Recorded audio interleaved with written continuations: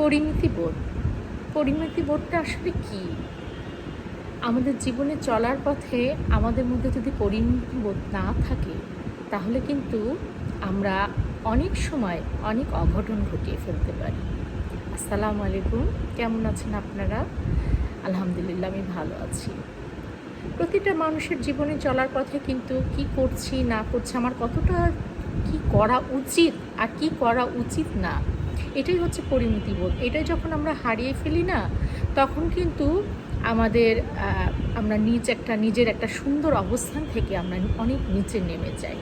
সেজন্য আমাদের কিন্তু যখন যেটা করব, আমাদের কতটুকু করা উচিত, সেই বিষয়টা কিন্তু আমাদের সবসময় মাথায় রাখা উচিত। যে আমরা আমাদের কোনটা করলে আমাদের জন্য অধ্যত্ত হয়ে যাবে, কোনটা করলে আমাদের জন্য অসামাজিক হয়ে যাবে। একটা পরিবারের মধ্যেও যখন আমরা বাস করবো, সেক্ষেত্রেও একটা পরিমিতিবোধের প্রয়োজন রয়েছে। সামাজিকভাবেও একজন নাগরিক হিসেবে, সুনাগরিক হিসেবে আমাদের পরিমিতিবোধের প্রয়োজন রয়েছে। রাষ্ট্রীয়ভাবেও আমাদের পরিমিতিবোধের প্রয়োজন রয়েছে। এগুলো না থাকলে কি হবে, আমরা একটা উচ্ছৃঙ্খল জাতিতে পরিণত হব।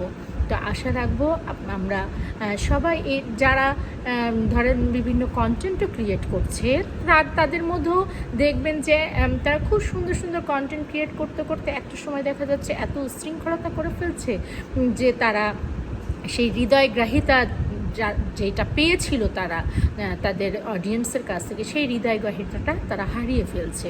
এই হারিয়ে ফেলার পিছনে কারণটা হচ্ছে সে কিন্তু ওই যে বোধগম্যতা হারিয়ে ফেলেছে, যে আমার কতটুকু করা উচিত আর কী করলে আমার জন্য, আমার সমাজের জন্য, আমার ব্যক্তিত্বের জন্য ক্ষতি হবে।